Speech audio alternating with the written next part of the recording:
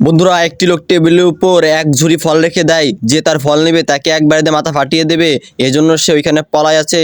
আরেকটি লোক সেটা দেখে বুদ্ধি করে তার পিছন দিয়ে চলে আসে, পিছন দিয়ে এসে তার ফলটি খাওয়ার জন্য প্রাং করে। তো দেখো লোকটি কিভাবে ফল চুরি করে। সে কিন্তু দড়ি আইনে তার লাঠিকে গিট্টু মেরে দেয়, গিট্টু মেরে আর একটা পিলারের সাথে কিন্তু বেঁধে ফেলে, খুব শক্ত করে পিলারের সাথে বেঁধে ফেলে। দাঁড়া, তোর ফল আমি চুরি করেই ছাড়বো, দেখ তোর ফল কিভাবে আমি চুরি করি।